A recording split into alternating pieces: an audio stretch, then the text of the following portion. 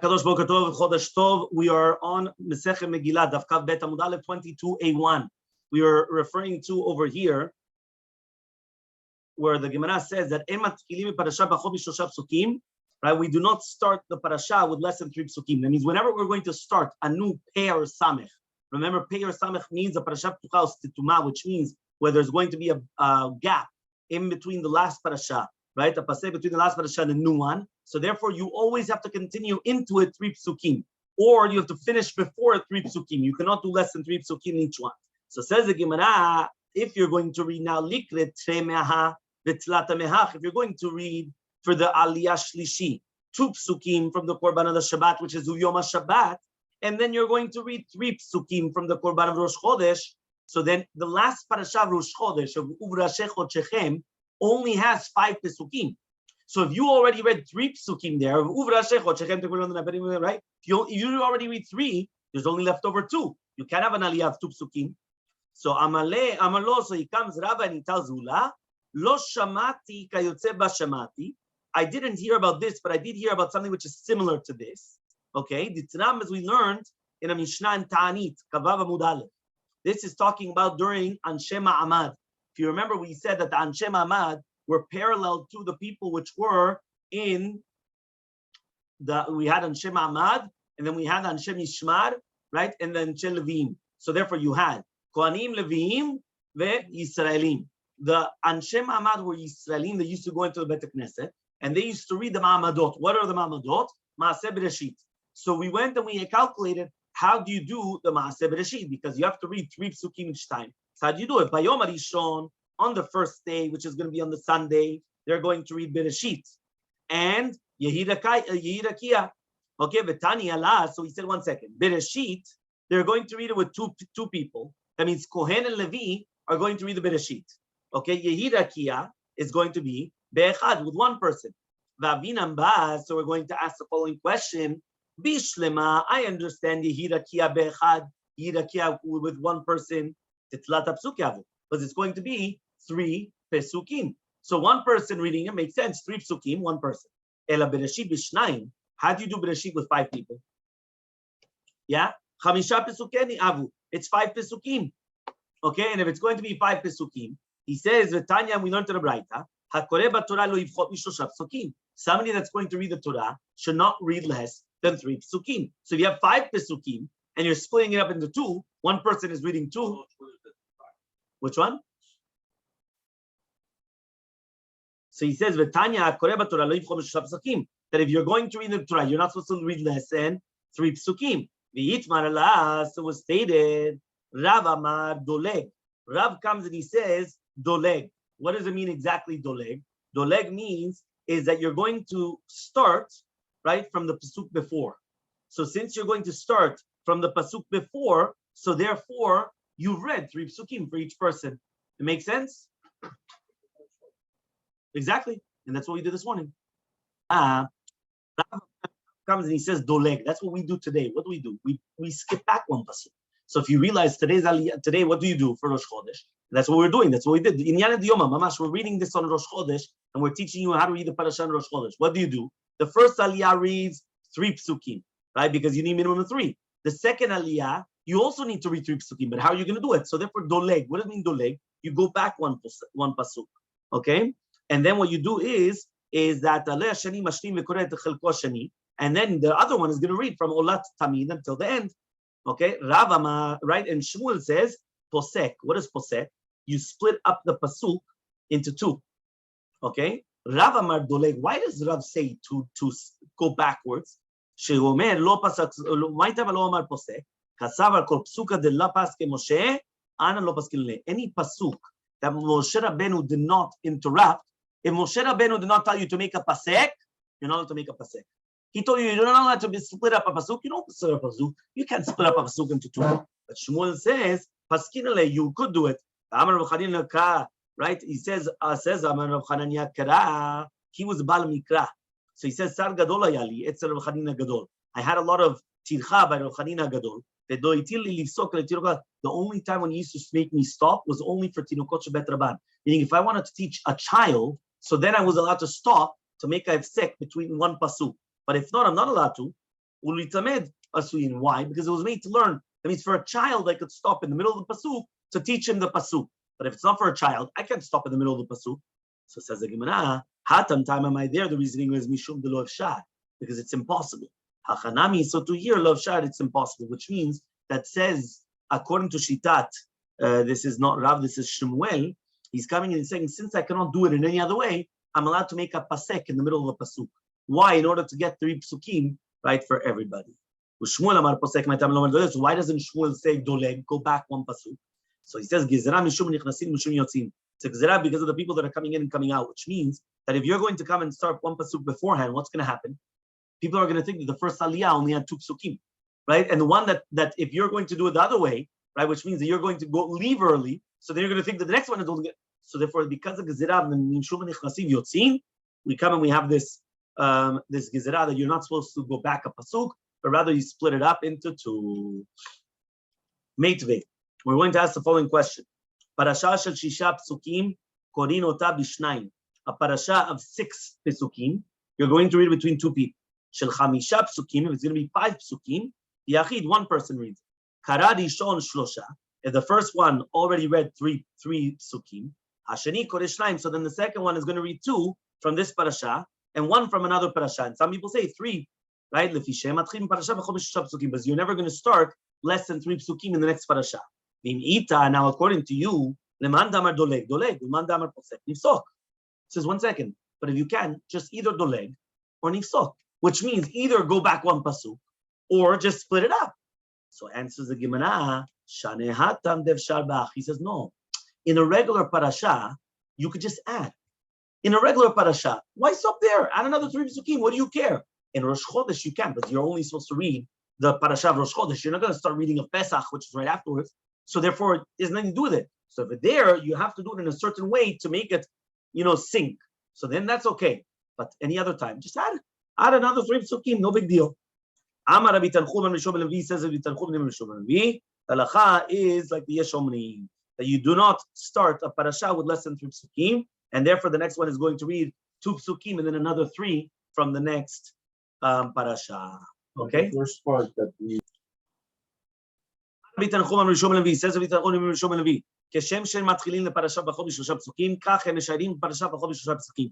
Which means just like you don't start a parasha with less than 3 psukim, you don't leave over a parasha with less than 3 psukim. Which means that if it's going to be a parasha to another parasha, that's fine. But to leave over less than 3 psukim until the next parasha, you're not supposed to do that. So says the Gemara, Pshita, obviously, Hashta umat chalta dekama mekel tanakama machmide yeshomnim. If right now to start the Kriyat Torah, where the Tanakama was mekel and the Yeshomrim are going to be machmid, shiure the machmid Tanakama, lo kol sheken the machmid Yeshom, right? Yeshomrim. So now, if the Tanakama is going to be machmid, so kol sheken that the Yeshomrim is going to be machmid, which means we had the Tanakama and the Yeshomrim. The Tanakama was mekel, that you're allowed to start the parasha with less than the psukim. The Yeshomrim was machmid, that you need 3 psukim to go into the next parasha. We paskin like the Yeshomrim, correct? Okay. So if the Tanakama is mekel and the Yeshomrim is machmid, so then in a case where the Tanakama is machmid, so then lo kol sheken that the Yeshomrim is going to be machmid, obviously then. So says the Gemara, Mao the time I would have thought to say nichnasin shchiche, that people come late to shul. That's common. Meaning it's common. You see it all the time. People come late. They start trickling in. It's common. Yotzein lo shchicha demecha. But to go out, you're leaving the Sefer Torah, and you're just leaving, and you're going to leave the Sefer Torah like that. That's not common. To people to come in late. Okay, they went to sleep late at night. They had a few drinks. They had this. Okay, fine. It could happen. But to leave the Sefer Torah in the middle, mamash, because that's what we're doing. That's what we're talking about. Yotzin is in the middle of the Sefer Torah. You're leaving, not before the Kriyat Torah. In the middle of the Kriyat Torah, you're leaving. You're going to say, 1 second. The next guy is only going to read 2 psukim, or the next guy is only going to read. That's not common. Kamashmanan comes to teach you that's the same halacha, the same suspicion. Okay? The Tanakama Maishna Shiure Delo Mishum Yotzin. Right? Says 1 second, the Tanakama, what's the reasoning why he says that you're not allowed to leave over 3 psukim? Because of the Yotzin. Also the ones that they're going to start.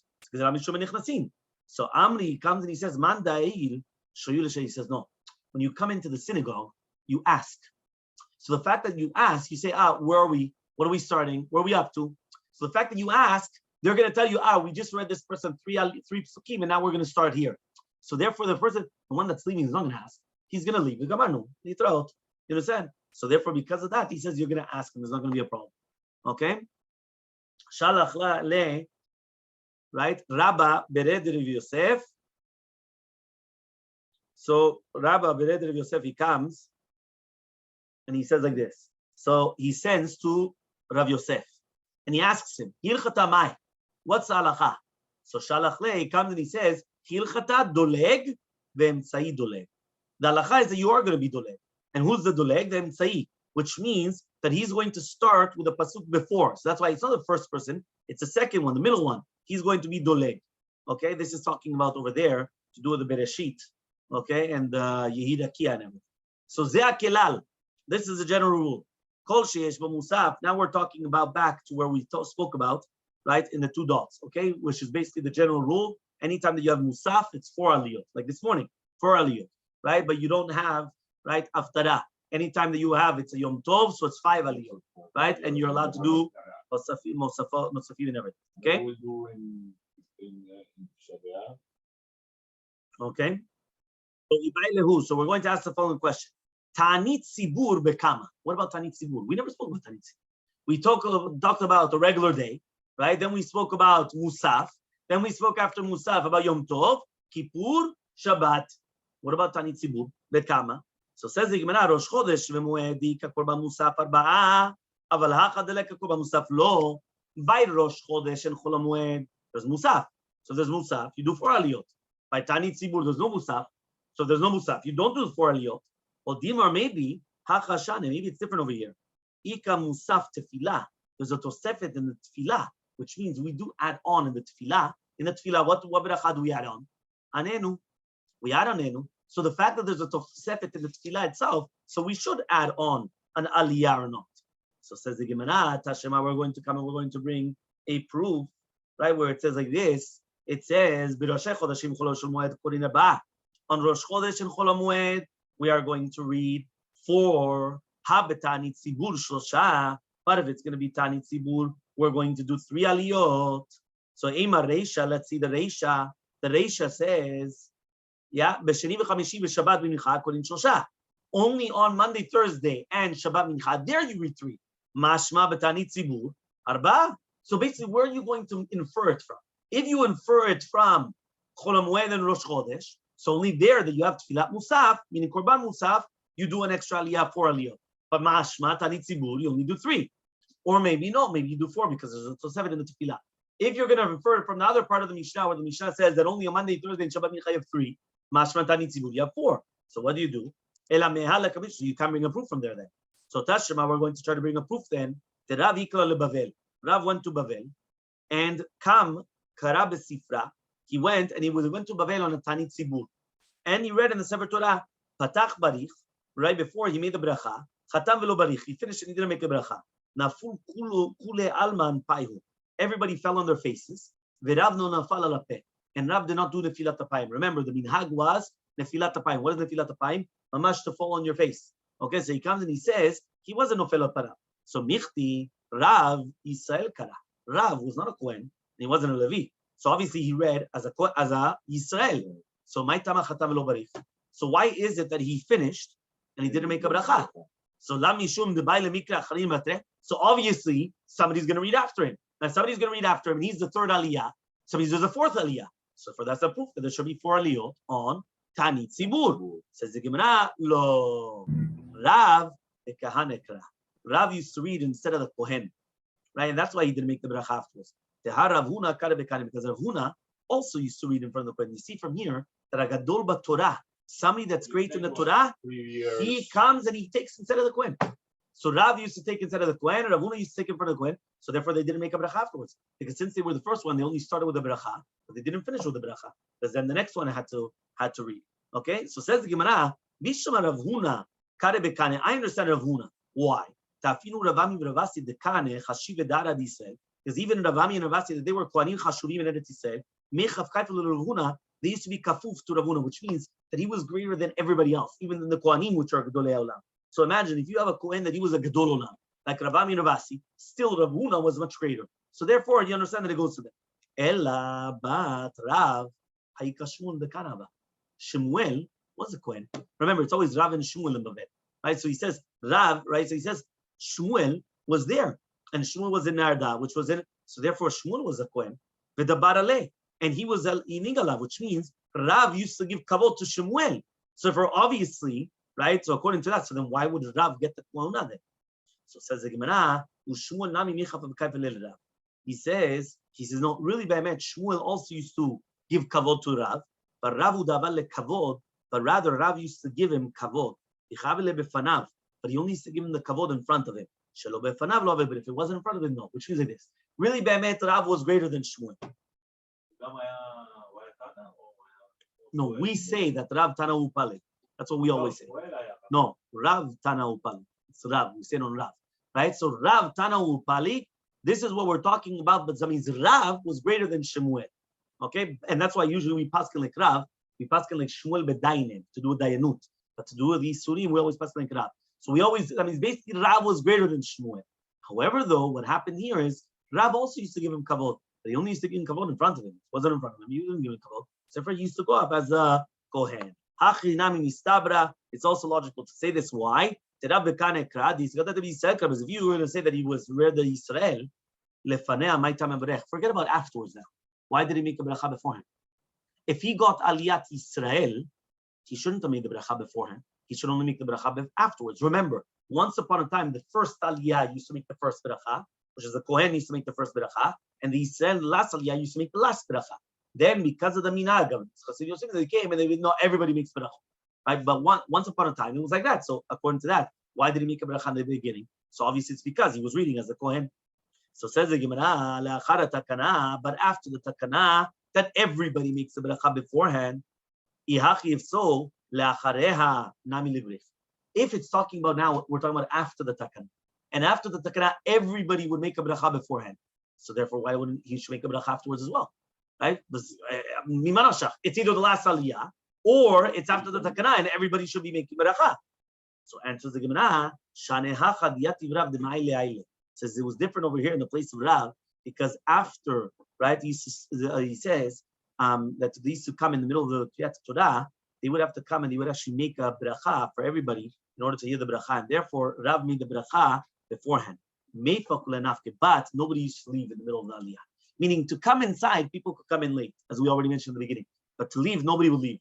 Right? 22b. So because of that, nobody, right, there wouldn't be no problem whatsoever. Okay, Tashema. We're going to try to bring a proof. Okay, we just said, Zakilal, this is a general rule. Kol sheyesh bo bitul melacha le'am, kigon ta'anit tzibur v'tisha b'av, korin shlosha. So here it's written mefurash that anytime that you have bitul melacha, which means that if they're going to stay there, they're going to lose from working. For example, ta'anit tzibur or tisha b'av, because remember, tisha b'av and also ta'anit tzibur, technically you're allowed to work. So then korin shlosha, you're going to read only 3 aliyot. Why? Because it's tircha de tzibura. Well, people have to go to work. People have to go to work. So then you're going to stop them from Gemara. And if there's no bitul melachalam, go on Rashi Chodashim, v'chol moed and chol moed. Konin abas. So then you're going to read 4. So Shema Mina, we learn from here. Tani tzibur is always going to be 3 aliyot. So Ravashi comes and he says, v'ha'anan lo tnarachi. Says 1 second, but we didn't learn like this in the Mishnah Bab. We learned Zakilal, kol sheyesh bo musaf, in Yom Tov Korin abas. We only learned that if it's called musaf and it's not on Yom Tov, you read 4. We didn't talk about Tani Tzibur. That Tuyimai wasn't coming to include. Lavla Tuy isn't coming to include Tani Tzibur ve Tisha B'Av, right? Isn't that what we're trying to include? So says the Gemara, that can't be. Why? Ravashi, Matzniti Mani, so means according to Ravashi, who's our Mishnah then? It's Lo Tanakama, Velo Rabbi Yosef. Why? The Tanya was learned in a Braita. Chaliot B'Shnim Chamishi. Imagine right now, Tisha B'Av falls out on Monday or Thursday. So Korin Shlosha, you're only going to read 3 aliyot, umaftir echad, and 1 maftir, which means the last aliyah is a maftir. And that's what we do until today. Okay? If it falls out on Tuesday and Wednesday, Koreh echad umaftir echad. So 1 person reads the parasha, and 1 person, right, which is the same person is doing the maftir. Okay? Rabbi Yossi says, Le'olam Korin Shlosha maftir echad. You always do 3 and 1. There's no such thing as 1 and 1. It's always 3 and 1. 3 aliyot, and the last one is the maftir. Okay? So basically it comes out, so then 1 second.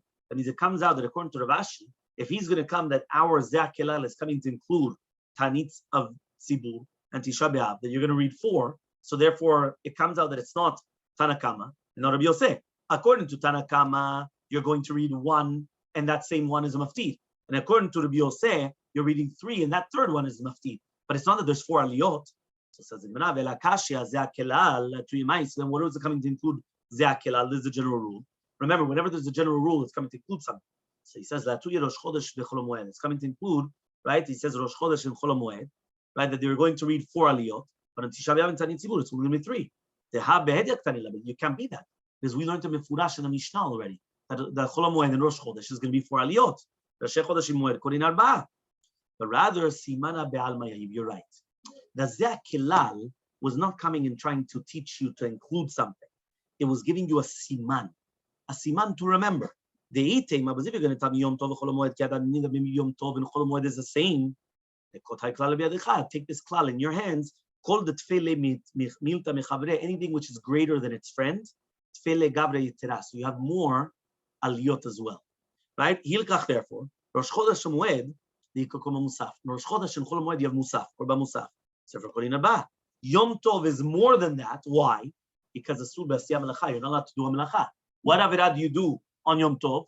A positive commandment, right? That you're not allowed to do, right? Right? A negative commandment. You're not allowed to do a melacha. B'yom chamisha, you're going to read 5 aliyot.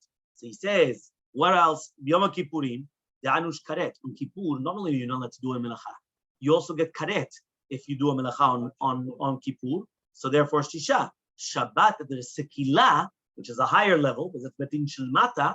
So then that's going to be Shiva. So again, this is also the proof that we mentioned yesterday, that Shabbat is more important than Kippur, but because it only comes once a year, people think that Kippur is more important. But really, Be'emet, Shabbat is a higher level than Kippur. To be Mechalel Shabbat is worse than being Mechalel Kippur. Mechalel Kippur is Karet. Mechalel Shabbat is a Sekila, which is a higher level. Okay? Gufa. Gufa. Right? We learned. Rav Ikla leBavel beTanit Tzibur. So Rav, he went to Bavel and Tanit Tzibur. Kam kara b'sifra. He read in the Torah. Patach berich. He went. He started. and He made the bracha. Chatam lo barich, but he didn't make the bracha afterwards. Naful kulei al manpayu. Everyone fell on their faces. V'Rav lo nafal al peh. My time. Why didn't Rav fall on his face? So says the Gemara. Ritzpa shel avanim aita. It was a ritzpa of avanim. That means it was a stone floor. The Tanya we learned to the Braita. Okay, this is a Drashana Pasuk in Vayikra when it says which means you're not allowed to bow down, right, on a ritzpa which is covered with stones.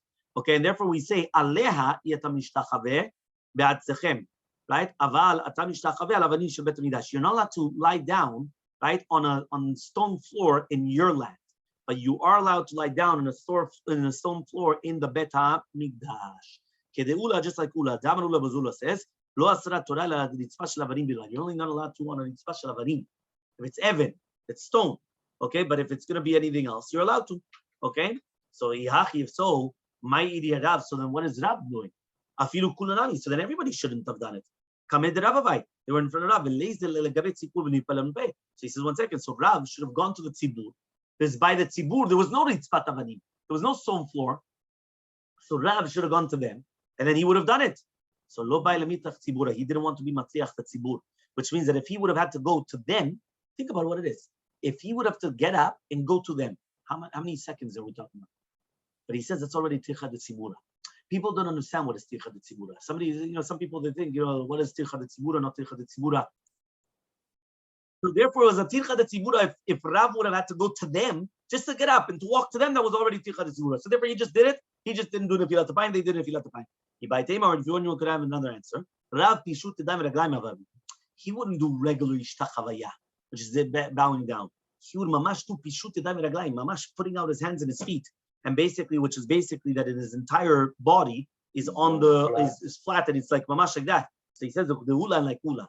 Ula says lo asat Torah ela pishut tedam reglaim. That's only a velipula lape velo pishut tedam reglaim lo mishane. He didn't want to change his minhag. His minhag was he always used to do pishut tedam reglaim. So now, don't do pishut tedam reglaim. He can't. Right? He doesn't want to change his minhag. Fine, but do it. You can't. He's on the stone floor. That's fine. That was the reason why. The Baitema for you can answer another answer. Adam chashuv shane. It was different because he's different from everybody else. He's an Adam chashuv. An Adam Rasha is not allowed to come. An Adam Chashuv is not allowed to come. A very important person and fall on his face in the tefillah unless he's going to be answered in his tefillah, just like Yoshua bin Nun. Tichtiv says in a pasuk, "Vayomer Hashem el Yoshua kum lach." Right? Get up. What does that mean? That you're not, unless you're for sure, you're certain in your tefillah that you're going to be answered. So because of that, that's why he wouldn't do the ishtachavaya. Tanu Rabbanan, we learned to the Braita, kida alapayim. When it says the word kida, whenever it's word the word kida, it's ishtachavim alapayim, on the face, which means that his face is on the ground, right? But he's going to be supporting his entire body on the agudal yadav, right, on his thumbs, okay, and until his face gets onto the ground. Yeah, it's a mamash. It's a but it's a mamash. Push-ups is entire. No. There's mamash on your thumbs. As it says that's how she did it. Okay, kriya. Whenever it says kriya, ala birkaim is on the knees. Mikro al birkav. Hishtachava'a. What is hishtachava'a? Supishut yadayim v'raglayim. This is pishut v'shleimar. Everyone's going to come and they're going to start bowing down to you. This is on your set of dreams. Levi, it once happened that Levi, he went and he showed Kida in front of Rebbe and he became Sole'a, he became lame. Right? What does that mean? It says that basically he became handicapped. So says the Yimna, this is what caused it. I thought he says, a person should never say anything against HaKadosh Baruch Hu. There was somebody that said something against Hashem. And he was Itla. Who is that? Levi. So you see from here, right, the Levi actually came and he did this. What happened was they made a Tanit Sibur, right, during the time of a famine.